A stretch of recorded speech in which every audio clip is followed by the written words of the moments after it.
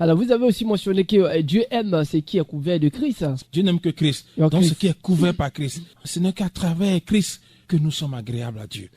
Sans Christ, aucun de nous ne peut être agréable à Dieu. Sans Christ, personne ne peut paraître devant Dieu. C'est pour ça, depuis l'Ancien Testament, Dieu a multiplié les images de Christ, les symboles de Christ dans les parfums qu'on brûlait sur l'autel, les sacrifices, etc. Tout rappelait le Christ. Donc, dans le Nouveau Testament, nous sommes dans la réalité qui est Christ. Cela nous montre que Dieu ne peut pas entretenir de relations avec nous en dehors de Christ. Nous sommes couverts par le sang de Christ. Nous avons été sanctifiés par le sang de Christ.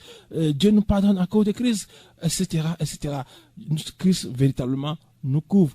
J'ai parlé de Moïse au désert, qui a vu la gloire de Christ.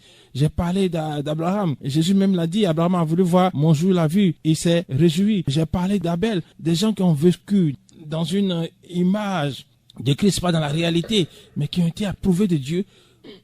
À plus forte raison, nous qui avons maintenant la révélation de Christ, parce que Christ s'est révélé pleinement, nous devons comprendre cet enjeu-là. Nous devons aussi vivre à l'image de Christ pour être pleinement approuvés de Dieu dans ce que nous sommes, dans ce que nous faisons. En étudiant Jean 17, nous avons vu un schéma de Christ qui s'est dégagé. Christ a été glorifié par le Père.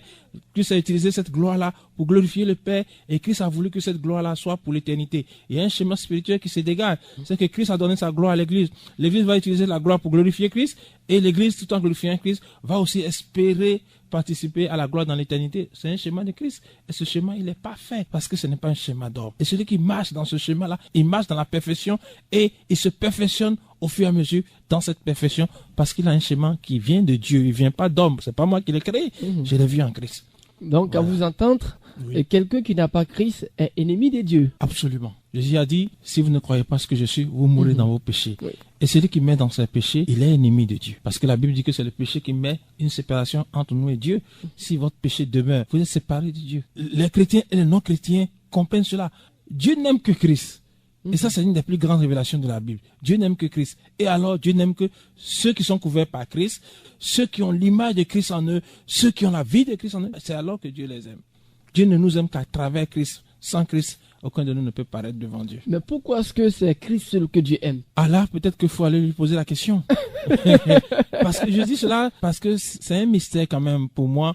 Moi, je travaille pas des jaloux. Oui, ça fait des jaloux dans le monde spirituel. Oui. Ça fait des jaloux dans le monde spirituel. Je réfléchis un instant. Pourquoi tout le monde se réclame de Christ, même quand ils ne sont pas chrétiens? Pourquoi? C'est curieux. Oui. Je suis surpris souvent d'entendre certaines personnes qui disent que la Bible est fausse et s'appuient sur la Bible pour justifier leur religion. Ça n'a pas de sens. Oui.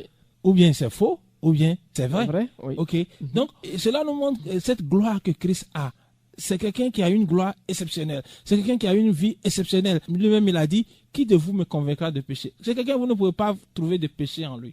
C'est quelqu'un qui a fait toutes choses parfaites. Alors, Dieu n'aime que Christ. Jésus, il est extraordinaire pour le Père. La Bible dit qu'il est l'empreinte du Père. Ce Dieu qu'on ne voit pas, Christ est venu sur terre, il a démontré Dieu aux gens. C'est très important.